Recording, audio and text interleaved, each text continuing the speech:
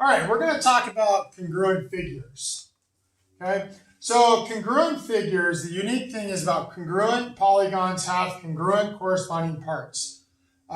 They're matching sides and angles. So the sides are going to match up, the angles are going to match up. Okay? When you name congruent polygons, you must list corresponding vertices in the same order. Okay, so that's very important. When I'm listing congruent polygons, I have to match up the corresponding vertices. Okay, so here's my two triangles. I have two triangles that are congruent. And so when I label this, notice here I labeled A, B, C. So that means I have to label this D, E, F. So triangle ABC is congruent to triangle DEF. This is telling me that angle A is congruent to angle D, angle A and angle D, angle B and angle E, angle C and angle F. And it's saying side AB is congruent to side DE, and AC is congruent to DF, and BC is congruent to EF. So it's matching up those corresponding pieces. Okay, so we have two quadrilaterals that are congruent. HIJK is congruent to LMNO. What are the congruent corresponding parts? So the first thing is let's do our angles. So angle H is going to be congruent to angle L. So notice they're in the corresponding parts of our diagram. Angle I is congruent to angle M. Angle J is congruent to angle N. Angle K is congruent to angle O. All right. Now that was just my angles. Now sometimes the sides, it helps to kind of just draw in a little diagram. It's not saying that the diagram is right. It's just saying, oh, okay, this would be my diagram, L, M, and O, because that might help me understand the vertices, or not the vertices, sorry, the sides. So HI is congruent. So here I have HI is congruent to LM.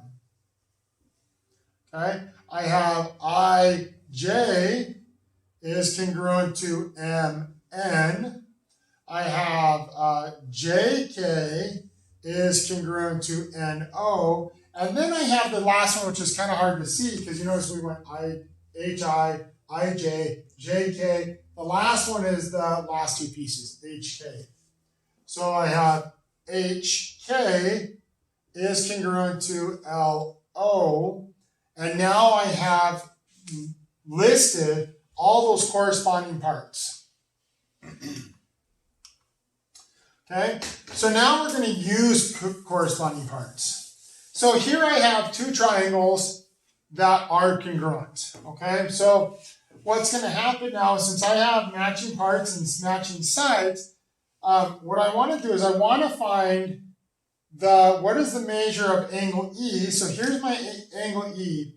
So I want to know that angle right there. Well, the first thing to know that angle, I actually have to find angle B. And so to find angle B, remember I have 180 equals 30 plus 75 plus B, angle B. So that's 105. So 180 equals 105 plus angle B. Subtract my 105. And I end up with 75 equals angle B. So this would now be 75 because this is 75. And it just happens that that was an isosceles triangle. Okay, so now we're going to list congruent triangles. So these two triangles are congruent. And we want to be able to name them.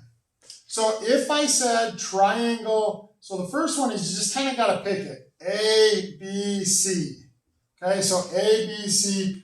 Well, what angle corresponds with A? Well, that would be D.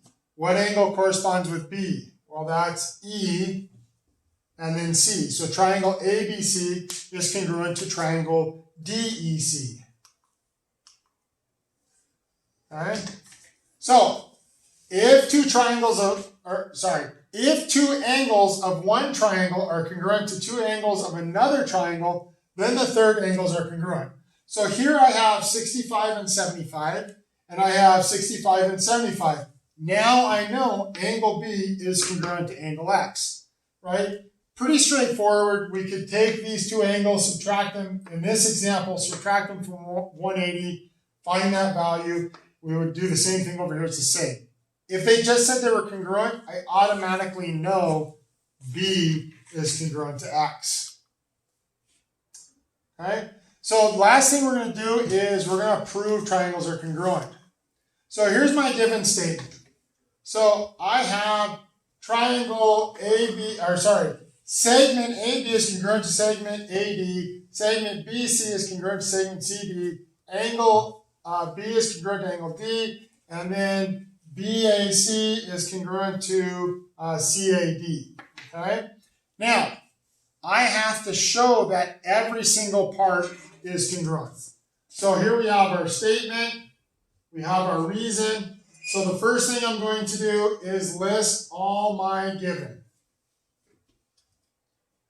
BC is congruent to CD, angle B is congruent to angle D, angle BAC is congruent to angle CAD, and that's given.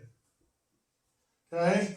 Now, I'm going to go ahead and redraw this up here, so that way I can put in some marks in here. So this is B, A, C, D. And I'm just going to label my diagram first of all. Okay? So AB is congruent to AD. BC is congruent to CD. Angle B is congruent to angle D. And BAC is congruent to CAD. Okay? So now I have to show that this is congruent and these angles are congruent. Well, the nice thing about AC is I know AC is congruent to itself. AC. That's the reflexive property. Okay? So now I have that this is congruent. Now I just need these two angles.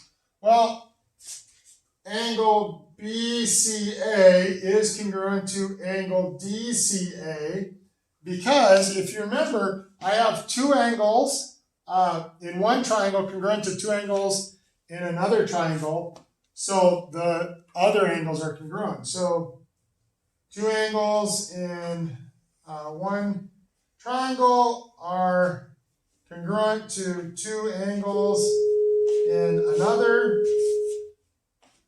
triangle. Therefore, the third angles are congruent. Sorry, I'm writing a little shorthand here, just trying to save space. Now I know that these right here are congruent.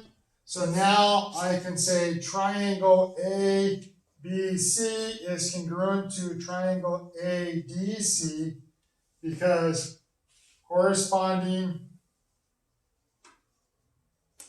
parts are congruent. Okay? So all the parts are congruent. All right, joke time. What means of transportation gives people a cold? A choo-choo train. Oh, man, excuse me. All right. What job do hippies do? They hold on your leggies. All right, so that's talking about congruent polygons.